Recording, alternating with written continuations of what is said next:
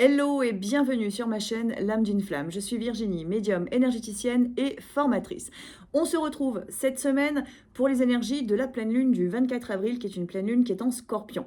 Alors ces dernières semaines, vous avez vu, je vous ai pas fait de vidéo, j'ai été un petit peu mouvementée en fait moi-même par des énergies, forcément des éclipses qui ont été assez hard pour tout le monde.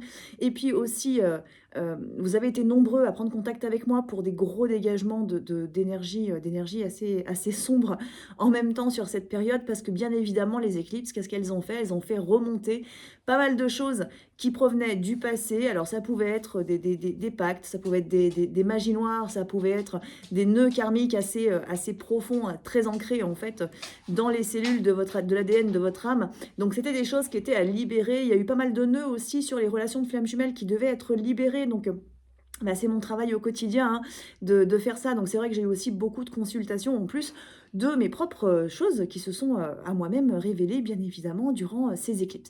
Donc on se retrouve là maintenant pour la prochaine pleine lune qui, comme je vous le disais, qui est une pleine lune qui est en Scorpion. Donc le Scorpion, vous savez, moi c'est pas l'astro, mais le Scorpion, il est un petit peu piquant. Il peut nous parler quand même d'autodestruction et d'auto-sabotage. Donc, il se pourrait bien quand même que sur cette pleine lune, on soit confronté à certaines de nos parts d'ombre. Alors, soit qu'on connaît déjà, mais qu'on n'arrive pas trop à travailler, soit au contraire qu'on ne voyait pas jusqu'à maintenant et qu'il va falloir au contraire travailler. Donc, on va regarder quelle est l'énergie générale de la pleine lune et puis on va regarder bien évidemment l'impact sur la relation de flamme jumelle et qu'est-ce qui se passe sur la relation de flamme jumelle. Une date à vous proposer, c'est le 4 mai 2024, donc c'est dans 2 semaines à peine. C'est la prochaine date de démarrage de la formation pour la pratique du soin énergétique. Donc c'est partir à la rencontre de notre système énergétique. Donc c'est un travail qui se fait à la fois sur soi-même, vu qu'on part vraiment découvrir à travers chaque session. Donc c'est 8 sessions Zoom. Vous retrouvez les infos sur mon site et vous avez le lien du site qui est sous la vidéo.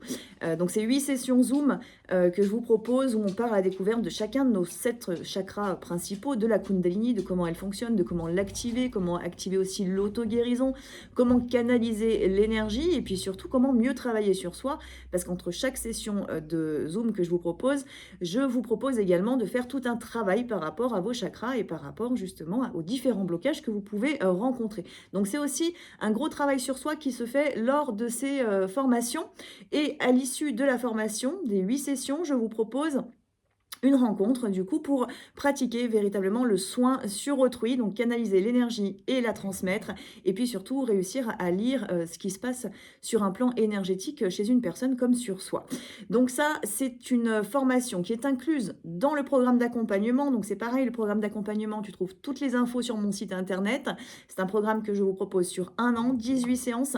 Donc cette formation, elle est comprise dans le programme d'accompagnement pour ceux qui le souhaitent, et sinon elle est au tarif de 350 €. Et donc la prochaine session, c'est le 4 mai à 17 h qu'elle démarre. Il y aura d'autres sessions, bien évidemment. Ça, c'est uniquement le niveau 1. Il y a bien évidemment 4 niveaux, en fait, dans cette formation. Donc, les autres niveaux arriveront au fur et à mesure de l'année. Donc, on est parti pour les énergies, du coup, de la pleine lune du 24. Et je vais démarrer le tirage avec l'oracle de l'énergie. Alors, j'ai pas la petite boîte pour vous dire le nom. Je vous le mettrai sans doute dans la description. Donc c'est parti, allons voir les énergies du coup de la pleine lune du 24. Alors déjà, nous avons la corne d'abondance. On a plutôt une énergie qui est assez sympathique et on a également la porte vers la guérison et le bonheur.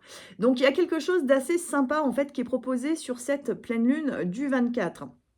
Alors attention bien évidemment, parce que si vous avez des blocages actuellement sur un plan, sur le plan de l'abondance, peu importe de quel type d'abondance on est en train de parler, qu'on parle d'une abondance sentimentale ou qu'on parle d'une abondance matérielle, financière.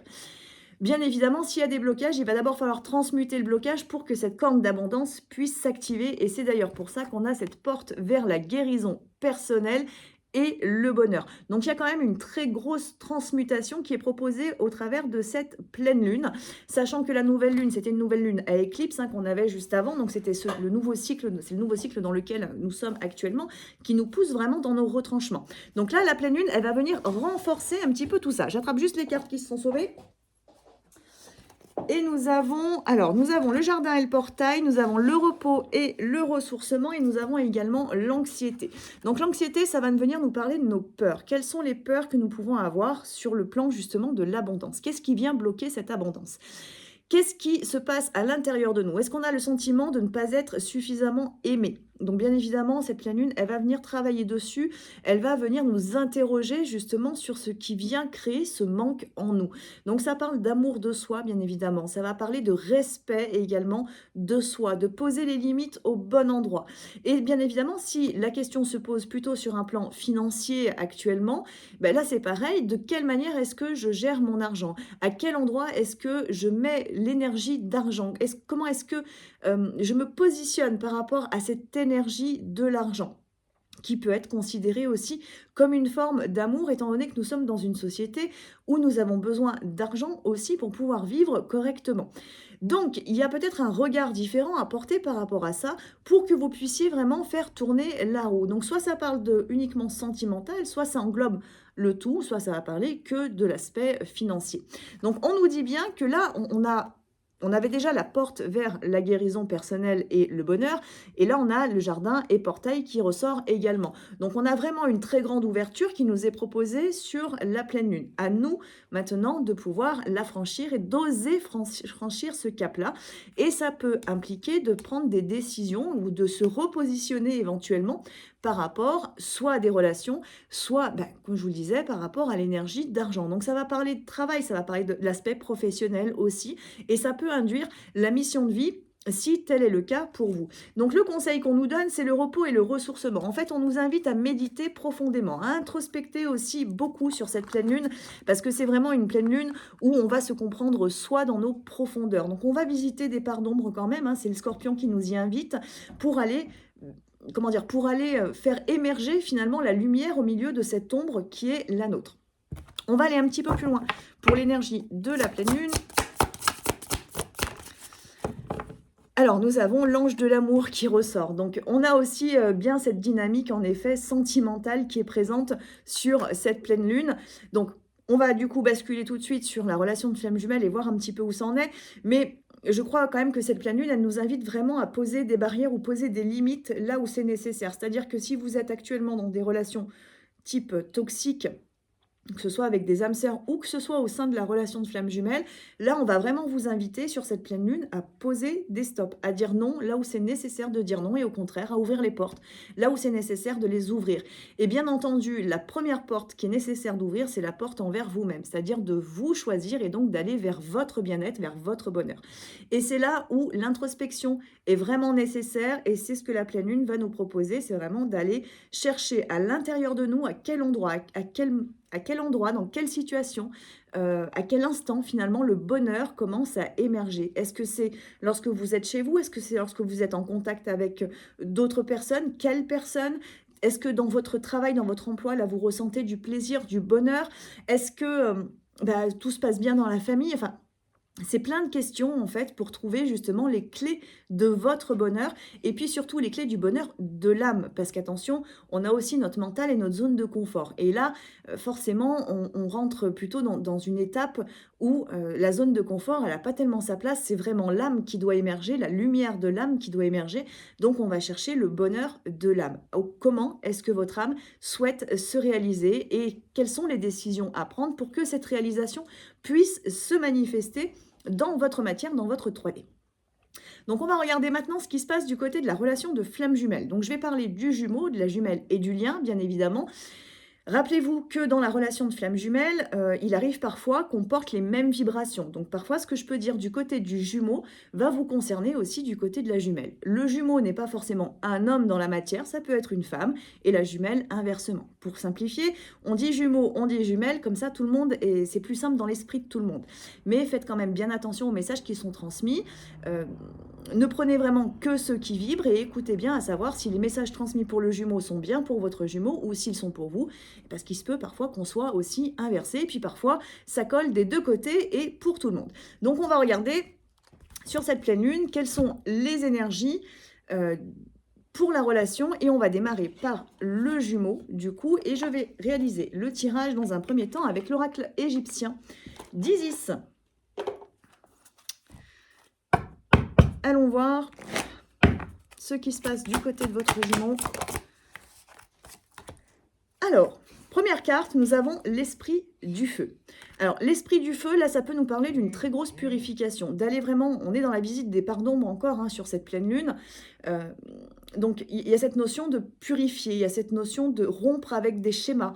Alors on peut avoir dans aux alentours de cette pleine lune, des décisions assez fermes prises par le Jumeau par rapport à des âmes sœurs ou des âmes karmiques. Par rapport à un travail, éventuellement à des choses toxiques. Du coup, il y a cette notion de vraiment, on coupe et on coupe de manière définitive. Donc il y a de la grosse purification karmique, c'est de la purification du coup par le feu qui est en train de se faire. Donc ça peut aller aussi très vite, il y a une notion d'aller vite là sur cette pleine lune pour le Jumeau. La deuxième carte, nous avons la sagesse silencieuse également. Donc, on est bien sur un Jumeau qui a besoin de prendre des décisions, qui est en train de les prendre. Alors, je ne vous ai pas fait de vidéo pendant quelques semaines, mais juste avant les éclipses, du coup, on avait déjà un Jumeau qui était en plein avancement potentiellement dans certaines relations. Donc, soit dans la matière, soit au niveau de l'âme. Et donc, là, il rentre plutôt, ce Jumeau, après cette phase d'éclipse où ça a pu faire émerger pas mal de trucs différents aussi pour lui comme pour vous. Il rentre dans une période de on active en fait le pouvoir masculin à l'intérieur de soi. Donc ce Jumeau, il en a la capacité, tout comme vous, bien évidemment. Par contre, on a cette notion de sagesse silencieuse. Donc les choses se font dans l'intériorité. Il se peut qu'aux alentours de cette pleine lune, il n'y ait pas de très grandes avancées potentiellement, pas de très grandes révélations, disons plutôt, de la part de votre Jumeau envers vous. Que ça ne se voie pas tout de suite en fait dans la matière. Mais par contre, dans la vie, dans l'intériorité du Jumeau, comme dans sa vie 3D, il y a vraiment des choses qui sont en train de bouger parce qu'il y est poussé, parce que ça ne vibre plus. Donc il est obligé en fait d'avancer et de réaliser certaines coupures là où c'est nécessaire et donc de prendre des décisions assez fermes. Donc là, il y a une vraie connexion pour votre Jumeau avec l'âme, vu qu'on a cette notion de sagesse silencieuse. C'est là, c'est à l'intérieur de lui, il ressent. Il ressent là où c'est juste pour lui et là où ça ne l'est pas. Il se laisse donc guider beaucoup plus par l'âme que ce que ça pouvait être auparavant. Donc attention, je vous rappelle toujours que si vous êtes actuellement en phase de séparation, il se peut que votre Jumeau soit en effet bien connecté à son âme, mais que l'endroit où il doit aller pour l'instant, ce ne soit pas forcément vers vous, mais vers lui-même. Donc ne soyez pas surprise éventuellement si votre Jumeau, pour l'instant, ne bouge pas par rapport à vous, que vous essayez de prendre un contact et qu'il n'y a pas de réponse, c'est tout simplement que son âme ne le guide pas pour l'instant vers vous, peut-être parce qu'il a d'autres choses à réaliser avant de pouvoir revenir dans la relation. Ce qui ne veut pas dire qu'il ne va pas revenir. Ça veut dire simplement que là, dans les énergies, il est vraiment amené à aller vers la connexion à l'âme, que son âme prend place en fait pour le guider sur le bon chemin. Et ça, c'est très important. Pourquoi? Parce qu'on a également la guérison de l'âme. Donc on a vraiment dans les énergies générales de la pleine lune cette notion de grande guérison en fait, de grande transmutation. Et là, le Jumeau, il aide aussi dans sa guérison lui-même de l'âme, donc de schémas karmiques ou transgénérationnels dans lesquels il pouvait être jusqu'à maintenant, et peut-être qu'il le concerne lui de manière individuelle, parce que oui, ça arrive aussi. Il n'y a pas que le karma commun, il y a aussi le karma individuel. Donc il se pourrait bien que ce Jumeau, il soit en train de transmuter des nœuds karmiques personnels qu'il avait, qui vont lui permettre de purifier sa part d'âme, qui lui permettront ensuite de pouvoir revenir vers sa jumelle quand le moment sera venu, et si la jumelle, bien évidemment, est prête aussi à le réceptionner. Donc on est sur de la très grosse guérison qui peut amener un peu de silence éventuellement si vous êtes déjà en relation avec le Jumeau, parce que c'est un travail qui est plutôt individuel, en tout cas pour ce qui est proposé pour l'instant du côté du Jumeau. Donc voilà, potentiellement un petit peu de silence, peut-être un petit peu de distance, et ça va beaucoup dépendre des relations. Et si vous êtes encore en phase de séparation pour l'instant, c'est pas forcément la période dans laquelle le Jumeau va pouvoir éventuellement revenir, parce qu'il est plutôt sur une guérison intérieure. Donc il faudra peut-être attendre un prochain cycle pour que les choses puissent bouger vraiment dans le sens de retour vers la jumelle. Sachant que là, sur les éclipses, il y a déjà eu pas mal de recontacts, de retrouvailles aussi qui ont été provoquées finalement par les énergies qui étaient présentes. Donc voilà, en fonction de chacun, c'est à interpréter, bien évidemment, en fonction de votre relation. Parce que je vous rappelle, chaque relation est unique. Il y a les grandes étapes qui sont communes à tous, mais après, pour le reste, pour ce qui se passe à l'intérieur de la relation, c'est vraiment unique. Chaque couple est différent. Donc on va regarder maintenant de votre côté, du côté de la jumelle. Du côté de la jumelle, nous avons l'esprit de l'air avec Amset. L'esprit de l'air vient plutôt nous parler de connexion.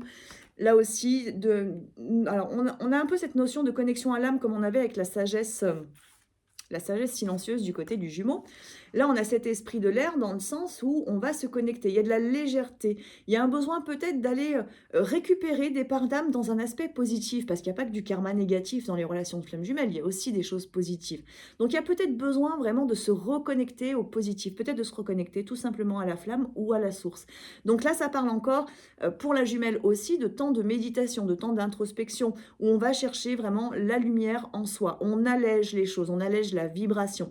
Ça peut parler aussi d'effectuer un gros nettoyage énergétique aux alentours de cette pleine lune, parce que vraiment, il y en a besoin, il y a besoin de se renouveler, il y a besoin de transmuter des nœuds, étant donné que c'est les énergies de cette pleine lune.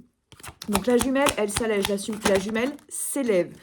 On a également ensuite Khnum avec le dieu créateur. Donc là encore, on a une jumelle qui va vraiment chercher peut-être aussi, là pour le coup, sa mission de vie. Sa mission de vie qui va comprendre de manière plus... comment dire, qui va comprendre de manière plus simple que ce que ça ne l'était jusqu'à maintenant, quel est son contrat d'âme avec le jumeau, c'est-à-dire à quoi vous amène cette relation. Quels sont les nœuds que vous avez? Le Dieu créateur, en fait, vous apporte de l'information. Avec cette notion-là aussi, on apprend à lâcher prise. On comprend également, et là, la jumelle peut le comprendre aux alentours de cette pleine lune, on comprend que on n'a pas une maîtrise en fait sur tout, qu'il y a certaines choses qui sont programmées, qu'on n'a pas besoin de tout savoir à l'avance, qu'il y a certains événements qui doivent se produire et qu'on aura beau essayer de les éviter, malheureusement on n'y arrivera pas. Donc il y a une notion aussi là de lâcher prise, de se laisser aller, d'être dans la confiance, dans la foi, parce que cette jumelle elle se reconnecte à sa lumière, elle se reconnecte au soi supérieur, alors que peut-être elle pouvait être dans un doute ou dans de la dualité par rapport à sa relation ou par rapport à son parcours personnel aussi. Là il y a quelque chose vraiment qui se réaligne du côté de la jumelle, parce que vous y êtes là aussi poussé, et aussi peut-être parce que votre autre est en train lui aussi de s'aligner à sa mission en fait, de s'aligner à son chemin de vie, de s'aligner à son âme. Donc ça va aussi pousser la jumelle à aller vers un alignement plus fort, plus profond par rapport à son propre chemin, mais aussi par rapport au contrat qui vous unit. Donc il y a plus de compréhension pour certaines d'entre vous aussi par rapport vraiment à quelle est votre mission, qu'est-ce que vous devez réaliser ensemble. On a la fertilité pardon, et la création qui sort également pour la jumelle. Donc on a une notion pour la jumelle là d'un espèce de temps de pause qui peut être nécessaire pour certaines d'entre vous afin de manifester par la suite quelque chose de nouveau. Donc on a la notion de créativité, mais aussi de mettre au monde avec la fertilité, de procréer, de créer quelque chose, de manifester quelque chose à l'avenir. Donc pour certaines, ça va être votre mission de vie. Pour certaines, ça va être aussi un changement au sein de la mission de vie. Pour certaines, ça va être peut-être que vous êtes déjà dans votre mission de vie, mais qu'il pouvait y avoir quelques petites dualités, parfois petits doutes, peut-être des manques de légitimité, des choses comme ça. Et là, on va vous proposer une guérison par rapport à tout ça, c'est-à-dire on va vous demander vraiment de laisser partir pour vous sentir pleinement présente en fait dans votre mission, et pleinement légitime aussi, et ce, peu importe la mission, hein, la mission de vie que vous avez. Mais c'est vraiment se sentir pleinement à sa place, en fait, au sein de votre incarnation.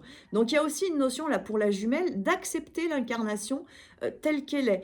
Et donc, de lâcher prise par rapport à ce qu'elle ne peut contrôler. Ça peut être le retour du jumeau, par exemple, parce que souvent, malgré qu'on puisse être très éveillé, on a toujours un peu cette tendance à vouloir que l'autre revienne, et revienne vite, et parfois trop vite. Et puis, finalement, quand il arrive, on n'est absolument pas prête.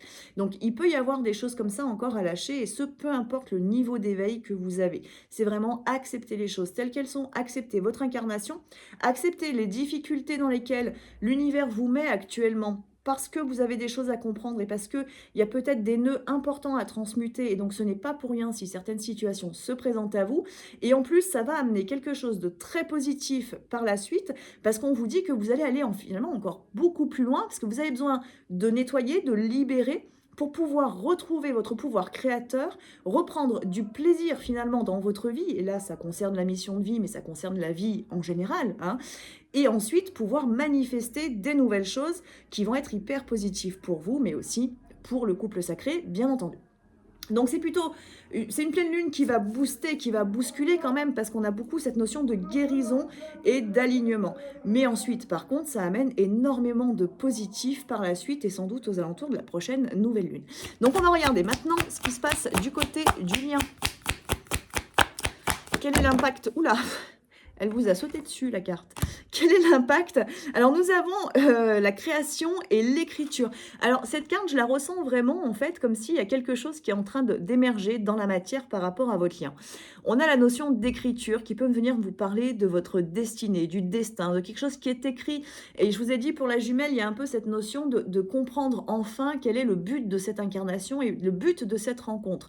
Donc ça passe par votre intériorité ou parce que vous allez faire des recherches ou parce que vous allez demander de l'aide, peu importe, mais en tout cas, on vous dit bien que c'est écrit et ce qui est écrit finalement, même malgré votre ego, malgré la dualité, malgré les difficultés, malgré parfois les attaques de l'ombre, en fait, rien ne pourra changer ce qui vous est destiné dans tous les cas. L'univers est toujours avec vous.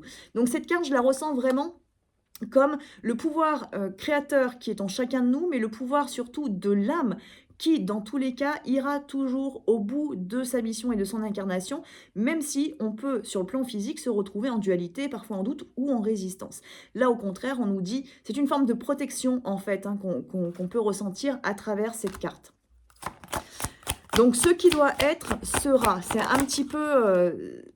c'est un petit peu le message. Et là, vous voyez, la deuxième carte, c'est la protection magique, en fait, qui ressort. Donc, il y a vraiment cette notion du lien qui est protégé, même si parfois, on peut avoir la sensation qu'au contraire, tout va à volo, quoi. Il y a rien qui va, en fait, dans le lien, que c'est vraiment concrètement le bordel, parce que l'autre, il est à distance, parce qu'il répond pas, parce que ceci, parce que cela, parce que la jumelle, parfois, on a du mal à s'aligner nous-mêmes à notre âme. Donc, du coup, ça devient compliqué. Mais en fait, chaque étape est nécessaire. Et c'est un petit peu aussi le message, là, qui est transmis, en tout cas, pour la jumelle, parce que le jumeau est plutôt dans sa connexion personnelle à son âme, mais pour la jumelle, c'est un petit peu le message, tout est parfaitement bien orchestré en fait, et même au travers du bazar que peut être cette relation parfois de flamme jumelle.